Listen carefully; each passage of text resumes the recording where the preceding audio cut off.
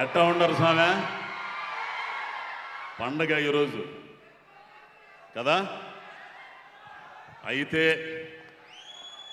నాకొక్క 5 నిమిషాలు టైం ఇస్తే మీతో నేను మాట్లాడాలి. కొంచెం ఖచ్చితంగా మీతో మాట్లాడడానికి ఈరోజు వచ్చాను నేను అడిగి.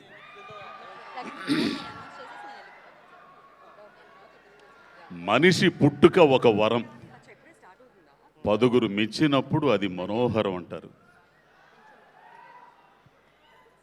ఏ కారణం లేకుండా మనిషి ఈ భూమి మీదకి రాడు. నువ్వైనా నేనైనా ఆయనైనా. అయితే వచ్చిన పనిని గుర్తించి ఎందుకు పంపించాడో ఆ కార్యాన్ని ఫుల్ఫిల్ చేయగలిగినోడే అత్యుత్తమ శిఖరం మీద ఉంటాడు. అట్లా ఉన్నోడే ఆయన.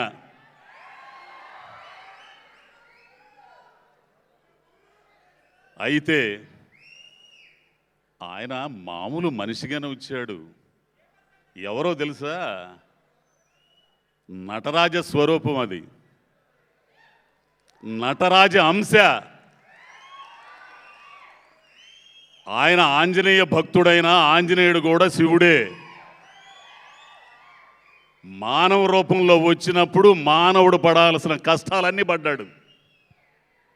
ఒక్కసారి రివైండ్ చేసుకుంటే ఈ రోజున మెగాస్టార్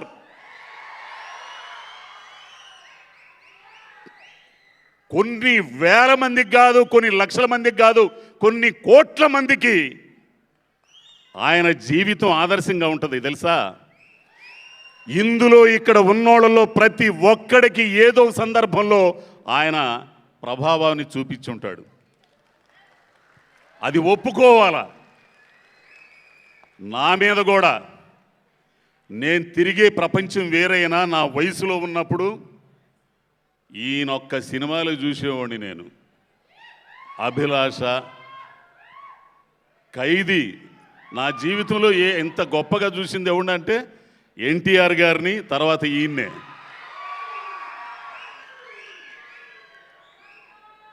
అయితే ఆయన ఈ స్థాయికి రావడానికి ఆయన ప్రయాణం ఉందే, దాన్ని గుర్తు చేసుకోవాలి మనం.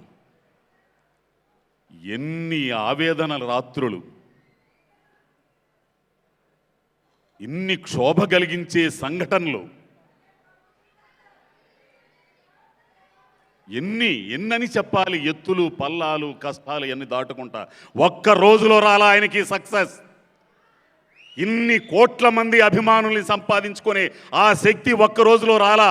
ఆయన దైవాంశ సంభూతుడైన మనిషిగా పుట్టాడు కాబట్టి ఇన్ని కోట్ల మందిని రంజింపజేయడానికి, ఆహ్లాదపరచడానికి ఒక కార్యక్రమం మీద వచ్చాడు కాబట్టి ఆ స్థాయికి చేరుకోవడానికి మానవుడు పడాల్సిన కష్టాలన్నీ ఆ శివుడి రూపంలో ఉన్న ఈయన పడ్డాడు. ఈ రోజున ఈయన కంటే డబ్బున్నోళ్ళు ఉండొచ్చుగాక, కోటీశ్వరులు ఉండొచ్చుగాక, కానీ ఇన్ని కోట్ల మంది మనసుల్లో గూడు కట్టుకున్నోడు ఎవడన్నా ఉండడా? ఆయన వచ్చిన పని పూర్తి చేస్తున్నాడు. ఇప్పుడు ఇంకా పూర్తి చేయడానికి అప్పుడు ప్రజా రాజ్యం నుంచి ఒక్క అడుగు వెనక్కేశాడు. ఆ కార్యాన్ని ఫుల్ఫిల్ చేయడానికి అక్కడ ఉన్నాడు.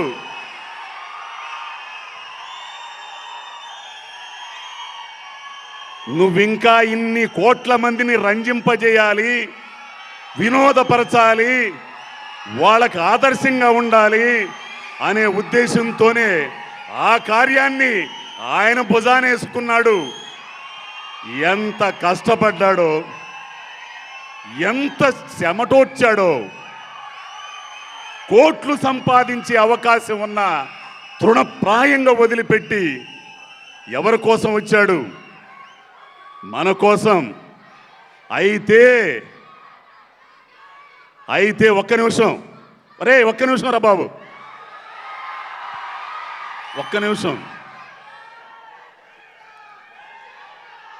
ఈ ఈ ఈ క్రెడిట్ మీది.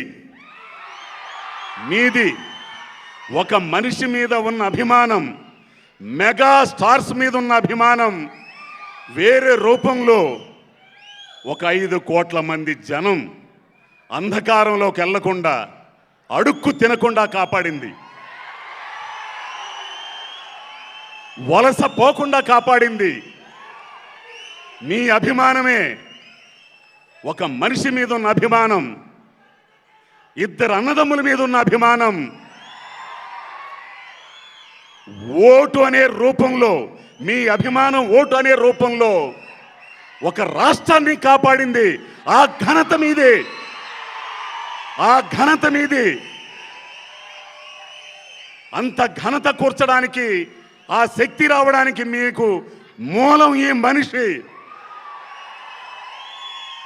మనిషి చేరుకోవలసిన స్థాయిని చేరుకున్న తర్వాత తనని ఈ స్థాయిలో పెట్టిన జనం కోసం ఎన్ని కార్యక్రమాలు చేస్తున్నాడో నేను చెప్పాల్సిన పల్లె. అభిమానులుగా మీ అందరికీ తెలుసు. మీలో రక్తదానం చేస్తున్నారు, నేత్రదానం చేస్తున్నారు. ఇండస్ట్రీకి వచ్చేసరికి కరోనా టైంలో ఎవడు చేయని సాహసం ఆయన చేశాడు. కార్మికులకి ఎంత సాయం చేశాడు. ఇయే కాదు, ఎన్నో రకాలుగా ఆయన ఎందుకు వచ్చాడో ఈ భూమి మీదకి ఆ కార్యాన్ని నిర్వర్తిస్తున్నాడు. అయితే ఇప్పుడు మీతో నేను మాట్లాడాలనుకున్నది ఒకటి. ఒక మనిషి జీవితాన్ని మనం ఖచ్చితంగా ఆదర్శంగా తీసుకోవాలి. ఆయన అభిమానులు అంటే మనం కూడా ఈ భూమి మీదకి ఎందుకు వచ్చామో గుర్తించి ఆ కార్యాన్ని ఫుల్ఫిల్ చేయడానికి మీరందరూ సిద్ధంగా ఉండాలి. మీ జీవితాల్లో కూడా ఆయనంత స్థాయికి చేరుకోలేకపోయినా ఒక స్థాయికి చేరుకోవాలి. తల్లిదండ్రులు గర్వపడాలి, సమాజం గర్వించాలి, సమాజం పురోభివృద్ధి కావాలి, దేశం పురోభివృద్ధి కావాలి. అప్పుడే ఆయన మీద ఉన్న అభిమానానికి సరైన నిర్వచనం. అదే ఆయన కోరుకునేది. ఆయన కలలగంటుంది కూడా అదే. నా అభిమానులంటే చిరంజీవి అనే కొణిదెల శివశంకర ప్రసాద్ అనే వ్యక్తి కోరుకునేది, ఆయన అభిమానించే అభిమానులుగా కోరుకునేది మీరు కూడా ఆ స్థాయికి చేరాలని, ఆయన ప్రారంభించిన కార్యాలని ముందుకు తీసుకెళ్లాలని. కాబట్టి ఈ సందర్భంగా గౌరవనీయులైన చిరంజీవి గారికి, ఆ శివుడికి, శివస్వరూపానికి పుట్టినరోజు శుభాకాంక్షలు. మీ అందరికి కూడా శుభాకాంక్షలు. నేను ముందు చెప్పినట్టు ఆయుష్మాన్ భవ, నిండు నూరేళ్ళు ఆరోగ్యంగా ఉంటూ ఇంకా మీరు చేయాల్సిన కార్యాలన్నింటినీ కూడా ముందుకు తీసుకెళ్లే భాగంలో అభిమానులుగా, నేను ఒక అభిమానిగా నేను ముందుంటాను, మీరు ముందుంటారు, అందరూ ముందుండి నడిపిద్దాం. ధన్యవాదాలు అందరికీ. థ్యాంక్ యూ అజయ్ ఘోష్ గారు, thank you so much. So ఆయన మనసులో ఉన్న అభిమానం చిరంజీవి గారి పట్ల అది వినిపించింది ఆయన స్పీచ్లో.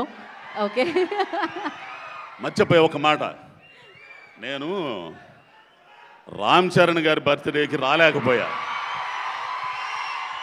ఎందుకంటే రామ్ చరణ్ గారితో ఉన్న నాకు అనుబంధం వేరు. ఆ పిల్లోడు నిజంగా